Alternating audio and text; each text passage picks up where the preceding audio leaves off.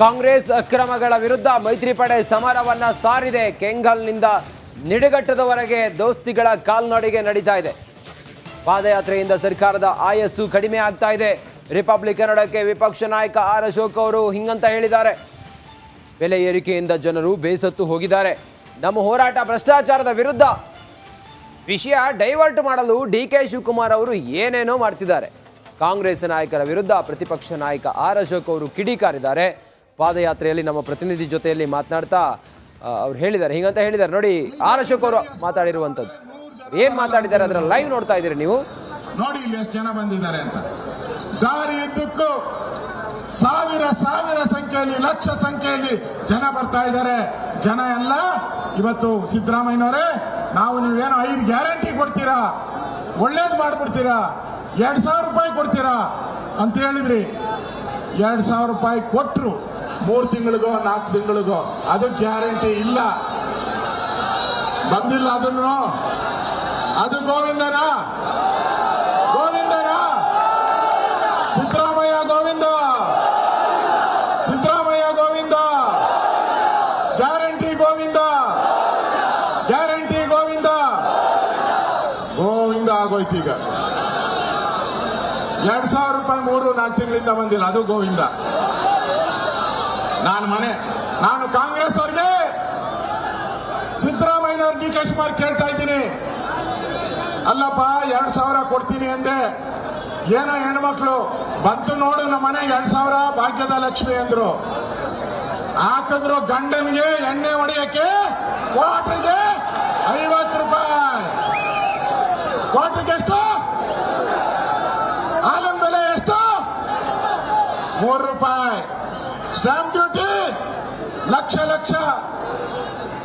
ಮೈಸೂರು ಚಾಮುಂಡಿ ತಾಯಿಯ ಸನ್ನಿಧಾನಕ್ಕೆ ಹೋಗೋದ್ರೊಳಗೆ ರಾಜಕೀಯದ ಸುನಾಮಿಯನ್ನು, ಈ ನಾಡಿನ ಕಾಂಗ್ರೆಸ್ನ ಪಾಪದ ಸರ್ಕಾರವನ್ನು ತೆಗಿಲಿಕ್ಕೆ ಆ ತಾಯಿಯ ಆಶೀರ್ವಾದದೊಂದಿಗೆ ರಾಜಕೀಯದ ಸುನಾಮಿ ಪ್ರಾರಂಭ ಆಗುತ್ತೆ. ಮತ್ತೆ ಜನಾಂದೋಲನ ಕಾರ್ಯಕ್ರಮದಲ್ಲಿ ಈಗ ಜಮೀರ್ ಕೂಡ ಈಗ ತಮ್ಮ ವಿರುದ್ಧ ವಾಗ್ದಾಳಿ ಶುರು ಮಾಡ್ಕೊಂಡಿದ್ದಾರೆ ಡಿ.ಕೆ. ಶಿವಕುಮಾರ್. ನನಗೆ ಅವ್ರ ಬಗ್ಗೆ ಚರ್ಚೆ ಯಾಕೆ ಮಾಡಬೇಕು? ಅದರ ಅವಶ್ಯಕತೆ ಏನಿದೆ? ಎಲ್ಲೆಲ್ಲಿದ್ದರೂ ಅವರು ನೆನೆಸ್ಕೊಳ್ಳಿ, ಆಮೇಲೆ ಮತ್ತೆ ಆಸ್ತಿ ಬಗ್ಗೆನೇ ಪ್ರಶ್ನೆ ಮಾಡಿರ್ತಕ್ಕಂಥ ಕುಮಾರಸ್ವಾಮಿ, ನೀವು ಆಸ್ತಿ ಬಗ್ಗೆನೇ ಪ್ರಶ್ನೆ ಮಾಡಿ ಹೇಳೋದ್ರಾಗಲ್ಲ. ಸರ್ಕಾರ ಅವ್ರ ಕೈಲಿ ಕೊಟ್ಟಿದ್ದಾರೆ. ಜನ ಕಾನೂನು ಬಾಹಿರವಾದಂಥ ರೀತಿಯ ಆಸ್ತಿಗಳು ಮಾಡಿರೋದು ಅವ್ರ ಹತ್ರ ಮಾಹಿತಿಗಳಿದ್ದರೆ ಕೈ ಜೋಡಿಸಿ ಮನವಿ ಮಾಡ್ತೀನಿರಪ್ಪ, ಆದಷ್ಟು ಬೇಗ ಒಂದು ತನಿಖೆ ತಂಡ ರಚನೆ ಮಾಡ್ಕೊಳ್ಳಿ. ರಾಜ್ಯದ 3 ಪಟ್ಟು ಬಜೆಟ್ ನಿಮ್ಮ ಆಸ್ತಿ ಆಗಿದೆ ಅಂತಕ್ಕಂಥ ಒಂದು ಗಂಭೀರವಾದಂಥ ಆರೋಪನ ಮಾಡಿದ್ದಾರೆ. ಆಮೇಲೆ ಅದೆಲ್ಲ ಆಸ್ತಿ ಬಗ್ಗೆ ಮಾತಾಡ್ತೀನಿ ಬನ್ನಿ.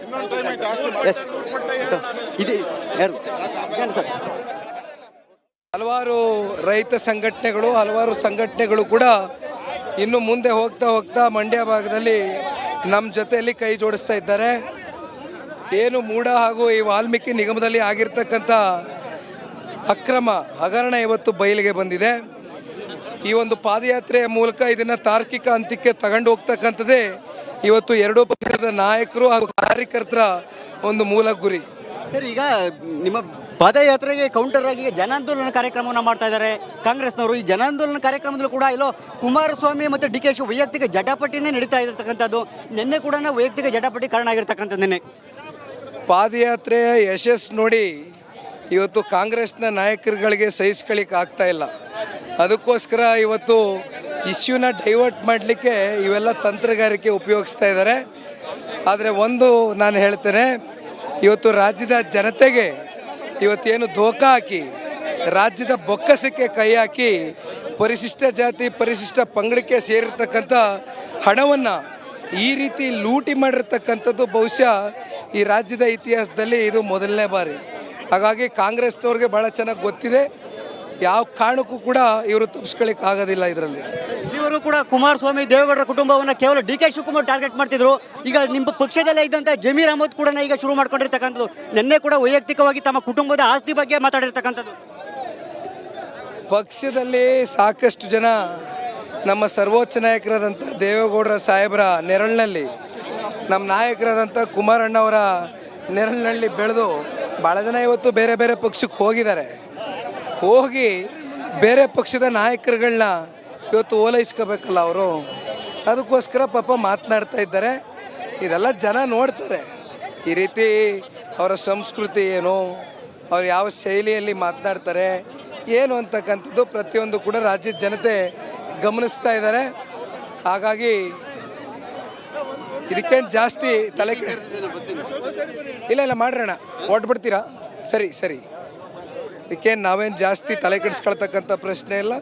ನಮ್ಮ ಮೂಲ ಉದ್ದೇಶ ಒಂದೇ, ಇವತ್ತು ರಾಜ್ಯದ ಬೊಕ್ಕಸಕ್ಕೆ ಏನು ಇವತ್ತು ಕೈ ಹಾಕಿದ್ದಾರೆ, ಇವತ್ತು ಇದಕ್ಕೆ ತಕ್ಕವಾದಂಥ ಒಂದು ಉತ್ತರ ಈ ರಾಜ್ಯದ ಮುಖ್ಯಮಂತ್ರಿಗಳ ಒಂದು ತಲೆದಂಡ ಆಗುವ ಮೂಲಕ ಇವತ್ತು ಅವರೇ ಉತ್ತರ ಕೊಡಬೇಕು, ರಾಜೀನಾಮೆನ ಕೊಡಬೇಕು ಅಂತಕ್ಕಂಥದ್ದೇ ಇವತ್ತು ಇವತ್ತೊಂದು ತಾರ್ಕಿಕ ಹಂತಕ್ಕೆ ತಗೊಂಡು ಹೋಗ್ತಕ್ಕಂಥದ್ದೇ ಮೂಲ ಗುರಿ. Okay ready. ಓಕೆ, ಈಗ ಹಾಗೆ ನಮ್ಮ ಜೊತೆ ರಾಜ್ಯಾಧ್ಯಕ್ಷ ಅಂತ BO ವಿಜೇಂದ್ರ ಅವರು ಕೂಡ ಇದ್ದಾರೆ, ಮಾತಾಡಿಸ್ತೇನೆ, ಅವ್ರನ್ನ ತಗೊಳ್ತೀನಿ. ಸರ್, ಇವತ್ತು ನಿರೀಕ್ಷೆಗೆ ಮೀರಿದಂತೆ ಜನಬೆಂಬಲ ತಮಗೆ ವ್ಯಕ್ತ ಆಗ್ತಾ ಇದೆ. ನಿರೀಕ್ಷೆ ಮಾಡಿದ್ರೆ ಸರ್ ಇಷ್ಟರ ಮಟ್ಟಿಗೆ ಜನಸಂಖ್ಯೆ ಬರುತ್ತೆ ಅಂತೇಳಿ? ಇಷ್ಟು ದೊಡ್ಡ ಪ್ರಮಾಣದಲ್ಲಿ ಬರ್ತಾ ಇದ್ದಾರೆ ಕಾರ್ಯಕರ್ತರು, ಸಾಮಾನ್ಯ ಜನತೆ ಅಂತ ಹೇಳಿದ್ರೆ ರಾಜ್ಯ ಸರ್ಕಾರದ ವಿರುದ್ಧ ಯಾವ ರೀತಿ ಆಕ್ರೋಶ ದಿನೇ ದಿನೇ ಹೆಚ್ಚಾಗ್ತದೆ ಅನ್ನೋದು ಗೊತ್ತಾಗ್ತಾ ಇದೆ. ಸರ್, ಇವತ್ತು ಚನ್ನಪಟ್ಟಣ ಬೈ ಎಲೆಕ್ಷನ್ ವಿಚಾರವಾಗಿ ಈಗಾಗಲೇ ಕಾಂಗ್ರೆಸ್ನವರು ಓಪನ್ ಆಗಿ ಈಗಾಗಲೇ ಅನುದಾನ ಘೋಷಣೆ ಮಾಡೋಂಥದ್ದು ಎಲ್ಲದರಲ್ಲೂ ಕೂಡ ಮುಂದೆ ಹೋಗಿದ್ದಾರೆ. ಆದರೆ ಎಲ್ಲೊಂದು ಕಡೆ BJP ಮತ್ತು JDS ಅಭ್ಯರ್ಥಿ ಆಯ್ಕೆ ಮಾಡೋದ್ರಲ್ಲೂ ಕೂಡ ಹಿಂದುಳಿತಿರ್ತಕ್ಕಂಥದ್ದು. ಅಯ್ಯೋ, ಅವ್ರ ಯೋಗ್ಯತೆಗೆ ಫಸ್ಟ್ ಸರ್ಕಾರ ಉಳಿಸ್ಕೊಳ್ತಕ್ಕಂಥ ಪ್ರಯತ್ನ ಮಾಡಲಿ. ಮುಖ್ಯಮಂತ್ರಿಗಳ ಬುಡನೇ ಅಳ್ಳಾಡ್ತಾ ಇದೆ, ಅವ್ರ ಮುಖ್ಯಮಂತ್ರಿಗಳ ಕುರ್ಚಿನೇ ಅಳ್ಳಾಡ್ತಾ ಇದೆ. ಅದ್ರ ಬಗ್ಗೆ ತಲೆ ಕೆಡಿಸ್ಕೊಳ್ಳಿ, ಉಳಿದದ್ದು ಆಮೇಲೆ ನೋಡೋಣ. ಚನ್ನಪಟ್ಟ ಚುನಾವಣೆ ಹೆಂಗೆ ಗೆಲ್ಲಬೇಕು. BJP JDS ಎರಡು ಪಕ್ಷ ಕಡೆ ಪಾದಯಾತ್ರೆ ನಡೀತಾ ಇದ್ರೆ, ಮತ್ತೊಂದು ಕಡೆಯಲ್ಲಿ ಅದಕ್ಕೆ ಕೌಂಟರ್ ಕೊಡ್ತಾ ಕಾಂಗ್ರೆಸ್ನವರು ಸಮಾವೇಶವನ್ನ ಮಾಡ್ತಾ ಇದ್ದಾರೆ. ಈ ಸಮಾವೇಶ ಪಾದಯಾತ್ರೆ ನಡುವೆ ಬಹಳ ಇಂಟ್ರೆಸ್ಟಿಂಗ್ ಆಗಿ ನಡೀತಿರೋ ವಿಚಾರ ಅಂತಂದ್ರೆ ಕುಮಾರಸ್ವಾಮಿ ಹಾಗೆ DK ಶಿವಕುಮಾರ್ ಅವರ ನಡುವಿನ ಟಾಕ್ ಫೈಟ್. ಪಿಚ್ಚೋ ವಾಟ್? ಇದೀಗ ಈ ಟಾಕ್ ಫೈಟ್ ಮುಂದುವರೆದಿದೆ. ಕುಮಾರಸ್ವಾಮಿ ನನ್ನ ಪ್ರಶ್ನೆ ಮಾಡ್ತಾನೆ, ಮೊದಲು ನಿನ್ನ ಸಹೋದರನ ಲೆಕ್ಕ ಕೊಡು, ಇದರಲ್ಲಿ ಮುಚ್ಚು ಮರೆ ಏನಿಲ್ಲ ಅಂತ ಹೇಳಿ DK ಶಿವಕುಮಾರ್ ತಿರುಗೇಟ್ ನೀಡಿದ್ದಾರೆ.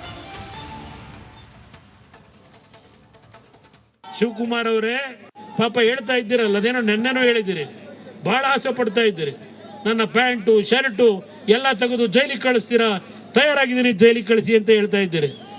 ಏನಾದ್ರು ನಿಮ್ಮ ಗುರುಗಳು ಏನು ಹೇಳ್ತಿರಲ್ಲ ಅವ್ರ ಹೆಸರನ್ನ ಯಾವಾಗಲೂ ನಮ್ಮ ನೊಣಕೆರೆಯ ಅಜ್ಜಯ್ಯನವ್ರು ಏನಾದರೂ ಹೇಳಿದ್ದಾರಾ ಈಗಾಗಲೇ? ಇಲ್ಲ ತಯಾರಾಗು, ಕೊನೆಯ ಹಂತಕ್ಕೆ ಬಂದಿದ್ದೀಯಾ, ಇವತ್ತು ನಾನು ಹೇಳ್ತಾ ಇದ್ದೇನೆ ಅಂತ ಹೇಳಿ ಅಜ್ಜಯ್ಯನವ್ರು ಏನಾದರೂ ಹೇಳಿದ್ರೋ ಗೊತ್ತಿಲ್ಲ ನನಗೆ, ಯಾಕೆಂದ್ರೆ ಅವ್ರ ಬಗ್ಗೆ ನಾನು ಲಘುವಾಗಿ ಮಾತಾಡಲ್ಲ. ನಾವು ದೇವ್ರನ್ನ ನಂಬಿ ಬಂದಿರತಕ್ಕಂಥವ್ರು, ಗುರುಗಳನ್ನು ನಂಬಿ ಬಂದಿರತಕ್ಕಂಥವ್ರು. ಶಿವಕುಮಾರ್ ಅವರೇ, ಆ ಅಜ್ಜಯ್ಯನವ್ರ ಬಗ್ಗೆ ನಿಮಗೆ ಭಕ್ತಿ ಗೌರವ ಇದ್ದರೆ ಮಾಡಿ ಪ್ರಮಾಣ, ನಾವು ನೋಡೋಣ. ನಾನು ಪ್ರಮಾಣ ಮಾಡ್ಲಿಕ್ಕೆ ತಯಾರಾಗಿದ್ದೇನೆ. ಅಜ್ಜಯ್ಯನವ್ರ ಹೆಸರಿನಲ್ಲಿ ಪ್ರಮಾಣ ಮಾಡಿ ನೀವೇನೇನು ಮಾಡಿದ್ದೀರಿ? ಹರಿಶ್ಚಂದ್ರರ ಪ್ರಾಮಾಣಿಕವಾಗಿ ಬಂದವರ ನೀವು?